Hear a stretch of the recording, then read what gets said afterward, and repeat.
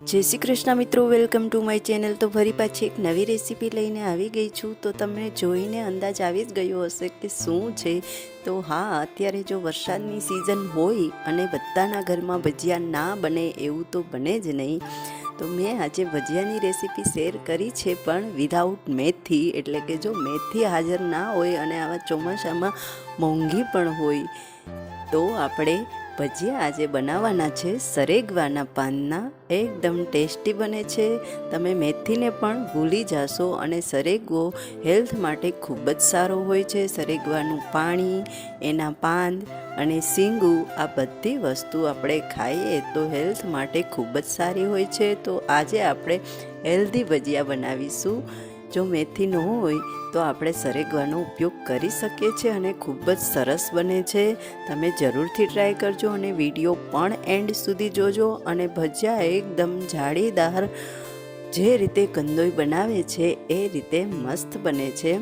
તો આપણે સરેગવાના પાન લઈ એને ધોઈ અને એના પાન તોડી લેવાના છે, એની દાંડલી હટાવી દેવાની છે। જો કૂણી દાંડલી હોય તો કોઈ નડતી નથી, પણ થોડીક હાર્ડ હોય તો આપણે કાઢી લેવાની છે અને પછી આપણે એને ઝીણી સુધારી લેવાની છે।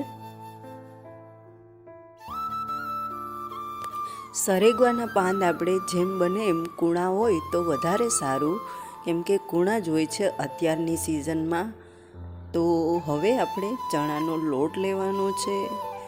આપણે જેટલા ઘરમાં સભ્યો હોય એ રીતે આપણે ક્વોન્ટિટી રાખવાની છે અને એમાં ટેસ્ટ પ્રમાણે નિમક, હિંગ અને મેં અહીંયા જે સોડા આવે છે ભજીયાના એ 1 ચમચી જેટલા એડ કરેલા છે। મારે અહીંયા 4 થી 5 જણના ભજીયા બનાવવાના હતા અને આપણે અહીંયા 2 થી 3 જેટલા લીંબુનો રસ એડ કરીશું। હવે આપણે એમાં થોડુંક પાણી એડ કરી અને લોટને થોડોક એવો મિક્સ કરી લઈશું। બધો એકસાથે મિક્સ નથી કરવાનો અને વધારે પણ એને આપણે હલાવવાનું નથી। બેટર એકદમ પાતળું ના બને એ વાતનું ખાસ ધ્યાન રાખવાનું છે। આ રીતનો અધ કચરો લોટ મિક્સ કરવાનો છે અને પછી આપણે એમાં થોડાક મસાલા, એટલે કે મેં અહીંયા આખા મરી અને ત્યારબાદ મેં મસાલો તૈયાર કરેલો હતો, જેમાં અજમા, આખા મરી અને થોડાક ગરમ મસાલા મિક્સરમાં ક્રશ કરી અને એમાં એડ કર્યા છે। ત્યારબાદ આદુ, મરચાં અને લસણની પેસ્ટ, સરેગવાના પાન અને કોથમીર, આ બધી વસ્તુ નાખેલી છે અને પછી આપણે એને હળવેકથી મિક્સ કરવાનું છે, થોડુંક એવું પાણી નાખી। અને વધારે પડતું આપણે લીસું બેટર નથી બનાવવાનું। પાણી પણ આપણે થોડું થોડું જ એડ કરતા જવાનું છે, જેટલું જોઈએ એ પ્રમાણે એકસાથે એડ નથી કરી દેવાનું, કેમ કે ચણાનો લોટ જો થોડીક વાર પણ પડ્યો રહે તો ઢીલો થઈ જાય છે। અને બને ત્યાં સુધી આપણે મિક્સ કરતી સમયે બીટરનો ઉપયોગ કરવાનો છે। હાથનો ઉપયોગ ઓછો કરો તો વધારે સારું, કેમ કે ચણાનો લોટ હાથ અડાડીએ એટલે વધારે પાતળો થઈ જાય છે। અને જો તમે હાથેથી મિક્સ કરો તો એને વધારે પડતું નહીં મિક્સ કરવાનું, એટલે કે બહુ હલાવવાનું નહીં, બાકી એકદમ ઢીલો થતો જશે અને ભજીયાનો શેપ પણ બરાબર નહીં આવે અને ભજીયા પણ સારા નહીં બને, કઠણ બનશે।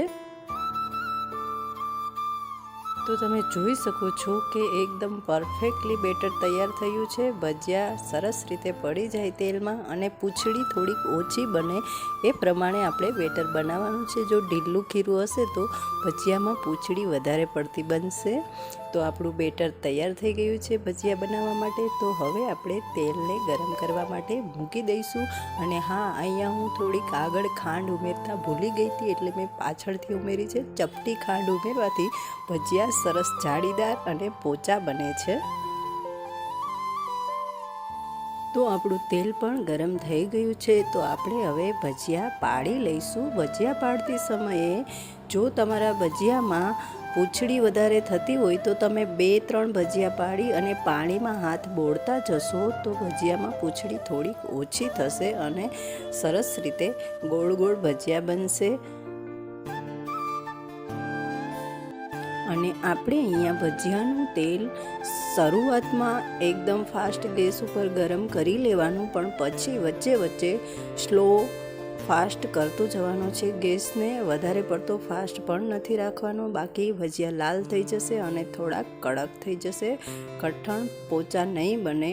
અને તમે જોઈ શકો છો કે આપણા ભજીયા પણ એકદમ હળવા ફૂલ થયા છે, એની રીતે જ એમાં એ ફરવા માંડ્યા છે અને ખૂબ જ સરસ બન્યા છે.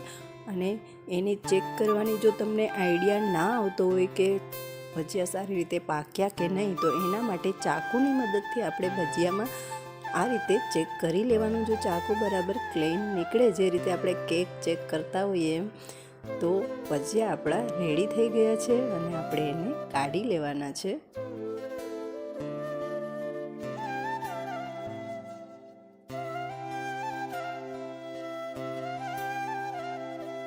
તો આપણા એકદમ સોફ્ટ સ્પોન્જી રૂ જેવા ભજીયા, અને એ પણ સરેગવાના પાનના, કાંઈ પણ ખર્ચા વગર, ખૂબ જ સરસ, ટેસ્ટી અને હેલ્ધી. તો તમે જોઈ શકો છો કે એકદમ જાળીદાર અને સોફ્ટ બનેલા છે અને ખૂબ જ સરસ બન્યા છે. આ રીતે આપણે ગરમા ગરમ ભજીયા જમાડતા જવાનું અને બનાવતા જવાનું છે, કેમ કે ઠંડા ભાવે નહીં, એટલે આપણે ગરમ જ ખાવા પડે છે. તો અમારા હેતભાઈને પણ આ સરેગવાના પાનના ભજીયા ખૂબ જ સારા લાગ્યા છે. એ કોમેન્ટ પણ કરી રહ્યો છે અને ખૂબ જ સરસ બન્યા છે. બાળકો માટે પણ સારા, સરેગવો ખાય એ વધારે સારું. બાળકોને તો સીંગું પણ બાફીને આપવી જોઈએ જો ખાય તો, કેમ કે દૂધ કરતાં પણ વધારે સારી સીંગું હોય છે. તો આપણે ભજીયાને ખજૂર આંબલીની ચટણી અથવા તો દહીંની ચટણી, અને એ પણ ના હોય તો આપણે આમચૂરની ચટણી બનાવી અને સર્વ કરી શકીએ છીએ. અને સાથે ડુંગળી અને મરચાં હોય એટલે કાંઈ ઘટે નહીં, બીજી કોઈ વસ્તુની જરૂર પણ ના પડે. તો તમે પણ સરેગવાના ભજીયાની રેસીપી જરૂરથી ટ્રાય કરજો. અને મારી આ રેસીપી જો તમને પસંદ આવી હોય તો વિડીયો લાઈક એન્ડ શેર કરી દેજો, અને ચેનલમાં નવા હોય તો પ્લીઝ સબસ્ક્રાઈબ જરૂરથી કરી દેજો. તો હવે પછી મળીશું નેક્સ્ટ વિડીયોમાં. ત્યાં સુધી આવજો.